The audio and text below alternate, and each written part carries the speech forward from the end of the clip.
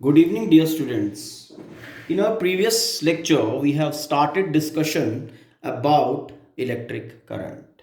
Okay, and we have discussed about the basic definition, and we have defined that current is equal to net charge passing through any particular cross section of the conductor per unit time. Then we have discussed about the units, and then we have defined 1 ampere, and then I have told you this particular thing also, that saying this thing, कि motion of charge produces current, is wrong, because every type of motion is not producing current. Okay, now we will be analyzing the motion of a electron inside the conductor. Okay, and the first thing to know is the speed of current. Mean, with what speed the current moves inside the conductor. Okay, speed of current. Speed of current. Speed of current is electromagnetic speed. Electromagnetic speed. Electromagnetic speed कितना है बेटा? Electromagnetic speed जो है हमारा वो है 3 × 10⁸ metre पर second. Okay, अब यहां पे भी फर्दर क्वेश्चंस अराइज हो जाते हैं. फाइन, वो कैसे?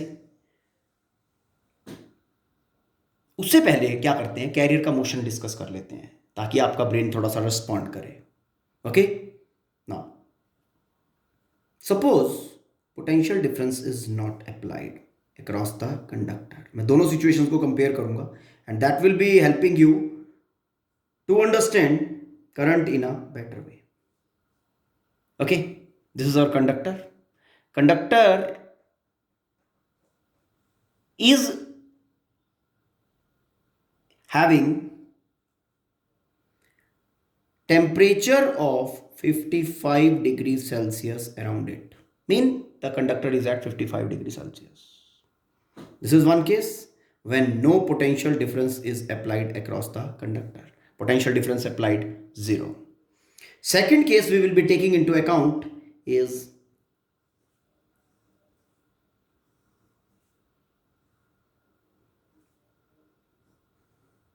potential difference applied across the conductor. Okay, so potential difference when is applied, how the motion modifies, और क्या सेम ही रहती है वो भी चेक कर लेंगे. नाउ हमने आपको लास्ट लेक्चर में बोला था ओके कि the motion of electron is random. अब देखना, जब potential difference is not applied across the conductor तो जो मोशन होता है, देखो ध्यान से, electron is a very lighter mass. ठीक है, electron is a very lighter mass, बहुत कम मास होता है बेटा. ठीक है, और जो पॉजिटिव आयन इसके अंदर है, positive ion is a combination of nucleus and fully filled orbitals, what ever you से. ओके, जो शेप एंड साइज बनाता है उसमें जो आवारा है, जो घूमने वाला है, वो लूजली बॉन्ड इलेक्ट्रॉन है which is very much lighter. अब ये करता क्या है, देखो टेम्परेचर है, टेम्परेचर के कारण इसके पास कौन सी वेलोसिटी होगी, थर्मल वेलोसिटी. थर्मल वेलोसिटी कहो या स्पीड कहो. ओके, रैंडम है तो स्पीड कह सकते हैं. ओके, अब मान लिया यहां से ये यहां गया, पॉजिटिव आयन के साथ स्ट्राइक किया इसने, यहां से यहां तक, यहां से चला, पॉजिटिव आयन के साथ स्ट्राइक किया, अब यहां से इधर आ गया पॉजिटिव आयन. जब ये पॉजिटिव आयन के साथ स्ट्राइक करेगा, एक्सीडेंट सफर करेगा, उसके बाद ये सब कुछ भूल जाएगा और फिर एक नई डायरेक्शन में चल पड़ेगा. वहां से चला, यहां पॉजिटिव आयन के साथ स्ट्राइक किया. ओके, फिर पॉजिटिव आयन के साथ स्ट्राइक किया, एक्सीडेंट हुआ, सब कुछ भूल गया, फिर ये इधर आया, पॉजिटिव आयन के साथ फिर स्ट्राइक, फिर ये यहां से चला, पॉजिटिव आयन के साथ यहां पे स्ट्राइक किया, इस तरह से ये घूमता रहेगा, घूमता रहेगा, घूमता रहेगा। ओके, यूनिट टाइम के बाद it will be reaching to the same position जहां से इसने स्टार्ट किया था, यहीं से स्टार्ट किया था। This was the initial position. Okay, और फाइनली यहां से यहां, यहां से यहां, यहां से यहां, यहां से यहां से यहां, और फिर ये इधर, फाइनल भी यहीं पे। तो अगर हम बात करें net drift, net movement, net displacement, unit time के बाद मेरा पार्टिकल यहां से शुरू हुआ था और यहीं पे यूनिट टाइम के बाद आ गया, तो नेट डिस्प्लेसमेंट कितना हुआ? 0। तो नेट वेलोसिटी कितनी हुई? 0। तो एवरेज वेलोसिटी कितना हो गया? 0। एवरेज स्पीड और वेलोसिटी इज इक्वल टू 0। समझे? क्यों? क्योंकि net displacement per unit time is equal to 0। अब यहां जो बात जानने वाली है, okay, between two successive collisions, okay, the particle moves on straight path, particle moves on straight path, electron moves on straight path between two successive collisions when no potential difference is applied and average speed is equal to 0. Okay, now when potential difference is applied, the situation changes, not equal to 0. It means it is having a finite value. Electric field बनेगा, electric field will be from positive to negative, electric field का उल्टा electron के ऊपर force लगेगा। Okay, that particular thing is told to you, due to that particular force because of electric field which is produced because of potential difference. Okay, जो motion होगा वो किस तरह से मॉडिफाई होगा वो देखो। ये पार्टिकल यहां से यहां जा रहा था, अभी यहां नहीं जाएगा, इसका पाथ ए, ये देखो फोर्स ऐसे लग रहा है ना उल्टा, तो उस फोर्स के इन्फ्लुएंस में इसका पाथ कर्व्ड हो जाएगा, it will be reaching somewhere here. Okay, then फिर उसके बाद इसने इधर आना था, अगर ये इसने सीधा ऐसे आना था तो it will not be going straight. अब ये फोर्स जो इधर इस डायरेक्शन में लग रही है वो इसको जा तो ये सीधा रहा है लेकिन उसको इधर इस डायरेक्शन में घुमा देगी, कर्व्ड। मतलब path between two successive collisions क्या हो गए? कर्व्ड हो गए। They are not straight, basically parabolic होते हैं। ओके, नाउ यहां से जब इसका कोलिजन हुआ, इसके साथ एक्सीडेंट हुआ, तो अब ये फिर आगे निकलेगा, ये इसने इधर जाना था, सीधा जाना था, बट ये कर्व्ड बन जाएगा, it will be going like this. Okay, तो when it will be going इधर सीधा जाने की बजाय it will be going curved like this. Okay, फिर यहां से चला, it will be going like this, curved. Okay, तब इसको यहां से इधर आना था, ठीक, यहां से इधर इधर जाना था, तो ये ऐसे करता करता करता करता यहां पहुंच गया। इनिशियली कहां से शुरू हुआ था? This was the initial point जहां से इसने स्टार्ट किया। ओके, और फाइनल पॉइंट यहां पे आया, ये F, final. Finally unit time के बाद ये यहां पहुंच गया। तो अगर आप इस सिचुएशन में डिफाइन करो कि इसने कितना मूवमेंट किया यूनिट टाइम के अंदर, okay, the displacement, this is this marked by arrow. Okay, in the view of this displacement per unit time, okay, यहां जो एवरेज वेलोसिटी होगा इलेक्ट्रॉन मूवमेंट का पर यूनिट टाइम, ओके, वो average velocity will not be equal to 0। इस displacement factor के कारण, इस drift factor के कारण average velocity will be having a finite value, जैसा कि हमने ये लिखा। ओके, एक चीज और पता चला यहां से, path followed between two successive collisions are not straight, they are curved। ठीक है, पैराबोलिक होते हैं, they are parabolic in nature। path followed are curved, कब? जब पोटेंशियल डिफरेंस अप्लाई कर दिया। Finite potential difference is applied across the conductor. और ये जो कर्व्ड होता है, this is section of parabola. Parabolic क्यों बना? यहां पे तो स्ट्रेट था। पैराबोलिक इसलिए बना क्योंकि इलेक्ट्रॉन के ऊपर इस डायरेक्शन में फोर्स लग रहा है। फोर्स ऑन इलेक्ट्रॉन कितना? Q इंटू ई। अगर वेक्टर लगा दो दोनों के ऊपर तो यहां पे एक नेगेटिव आ जाएगा, उल्टा to the electric field. Due to this particular force the paths followed between two successive collisions are curved. ठीक है, अब ध्यान से तुम इस मोशन को एनालाइज करो। इस मोशन को अगर एनालाइज करो तो जो हमारा पार्टिकल है, एक कोलिजन यहां हुआ, एक कोलिजन नेक्स्ट होगा, फिर नेक्स्ट, फिर नेक्स्ट, फिर next. Between any two collisions हमारा पार्टिकल बेसिकली रिलैक्स कर रहा है। क्या कर रहा है? रिलैक्स। फाइन, यहां भी कोलिजन हुआ, इसको पता है थोड़ी देर के बाद फिर कोलिजन होगा। तो between two successive collisions particle जो है वो रिलैक्स करता होता है। ठीक है ना? इस कारण से जो कोलिजन बिटवीन टू सक्सेसिव, जो time taken between two successive collisions है, that time taken is called as relaxation time.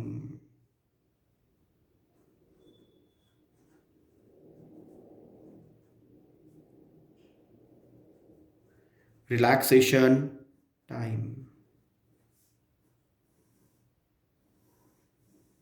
तो अभी मैंने इसका डेफिनेशन बताया। Relaxation time is the time between two successive collisions. Relaxation time, okay, definition आपको याद रखना है। क्लियर? ठीक है। नाउ अब थोड़ा सा और आगे चलते हैं। अब यहां से चलो, पहले यहां से मोशन को एनालाइज कर लेते हैं। ठीक, पोटेंशियल डिफरेंस मैंने अप्लाई किया। पोटेंशियल डिफरेंस अप्लाई करने से the electron, the carrier has a finite average velocity associated with it. Finite value of average velocity associated with it. अब ध्यान देना, जब पोटेंशियल डिफरेंस हम कंडक्टर के अक्रॉस अप्लाई करते हैं, ओके, जो डिस्प्लेसमेंट होती है, average displacement per unit time, उसको हम ड्रिफ्ट कहते हैं। क्या कहते हैं? ड्रिफ्ट कहते हैं। Displacement from negative to positive by the electron when potential difference is applied. और वो जो डिस्प्लेसमेंट है वो किसके कारण है? अप्लाइड पोटेंशियल डिफरेंस के कारण, इलेक्ट्रिक फील्ड के कारण। पोटेंशियल डिफरेंस के कारण इलेक्ट्रिक फील्ड आया, इलेक्ट्रिक फील्ड के कारण फोर्स लगी, और फोर्स के कारण ड्रिफ्ट बना। अब इस ड्रिफ्ट के कारण, इस डिस्प्लेसमेंट के कारण एवरेज वेलोसिटी पिक्चर में आई। इस कारण से दिस एवरेज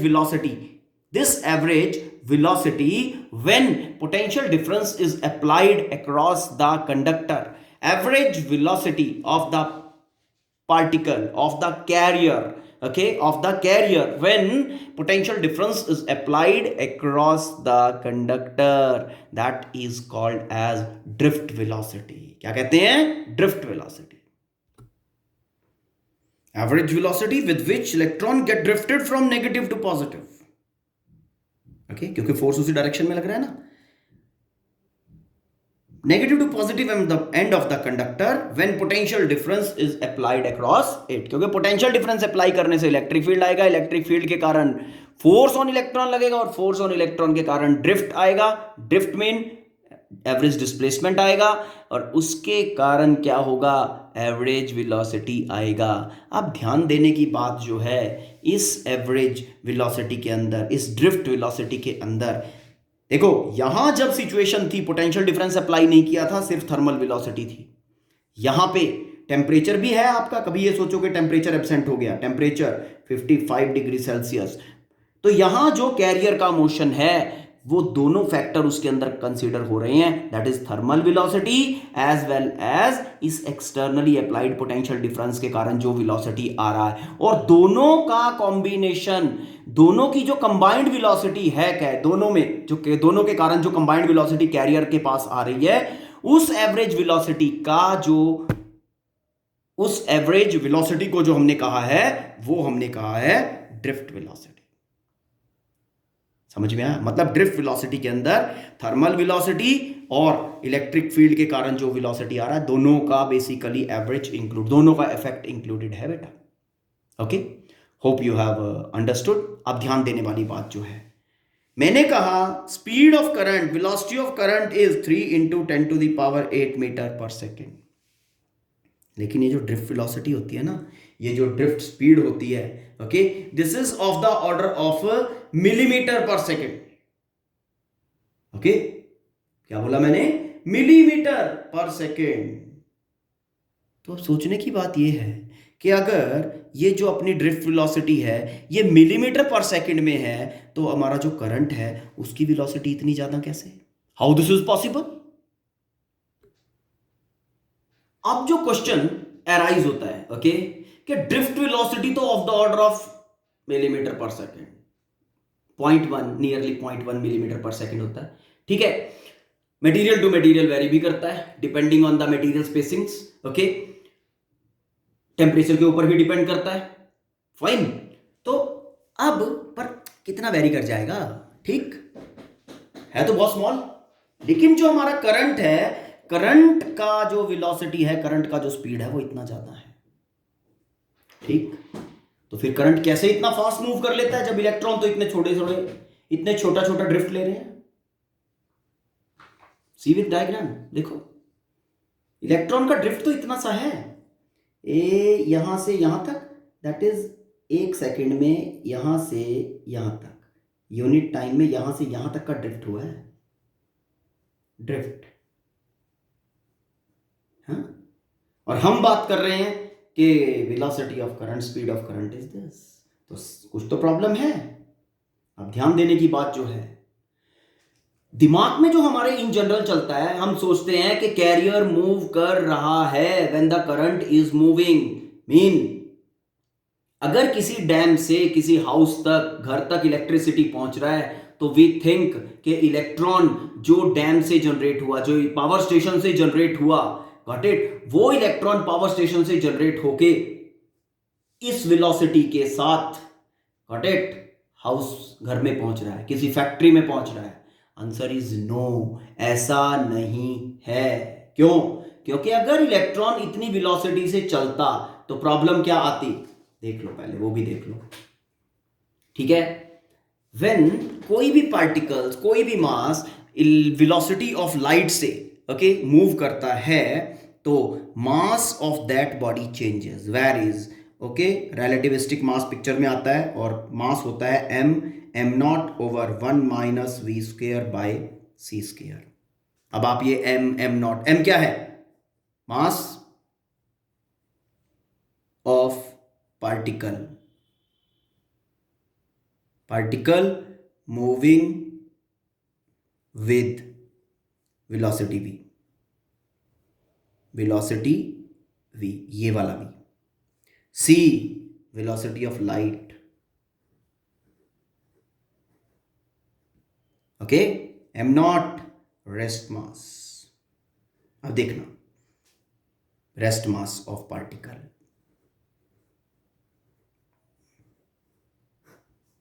ठीक। इलेक्ट्रॉन इतनी वेलोसिटी से कंडक्टर्स के अंदर चलने की पॉसिबिलिटी ही नहीं है। अगर इतनी वेलोसिटी से चल रहा होता तो ये कंडक्टर जितने पोल टू पोल हैंग हुए हैं ना बेटा, ओके, पावर स्टेशन से लेके आपके घर तक जितनी वायर्स हैं वो सारी की सारी ग्राउंड फ्लोर पे पड़ी होती,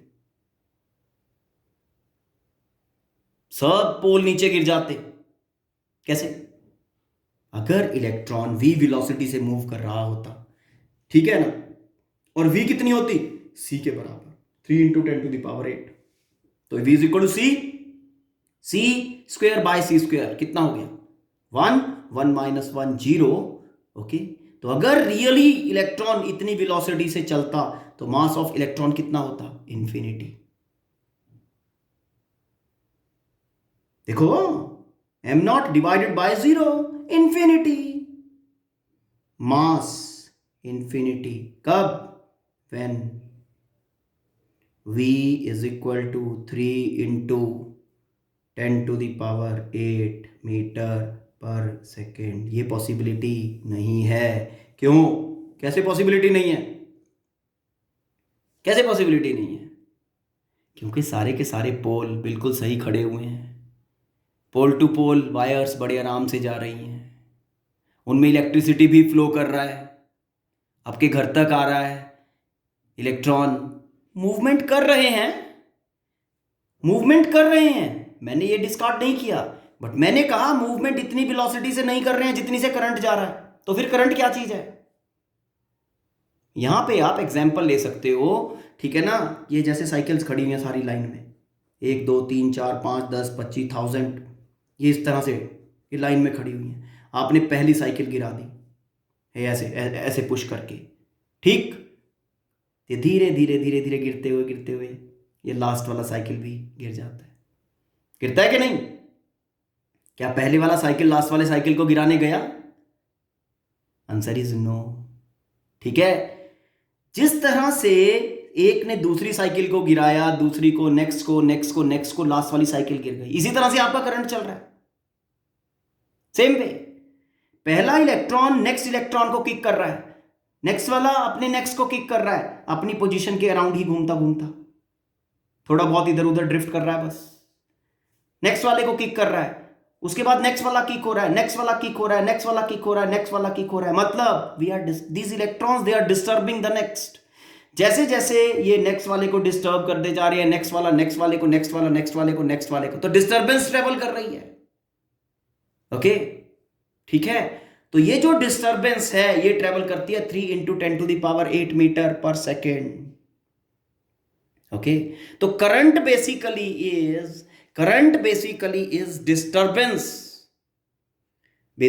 is disturbance, arising because of the drift of electrons। और ड्रिफ्ट क्यों आ रहा है? Because of potential difference.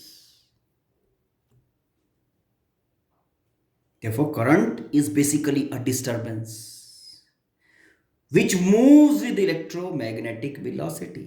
okay, disturbance moves with electron। और ये डिस्टर्बेंस क्यों राइज हो रहा है? Rising in the conductor due to drift of carriers when potential difference is applied across it. समझ में आया करंट है क्या?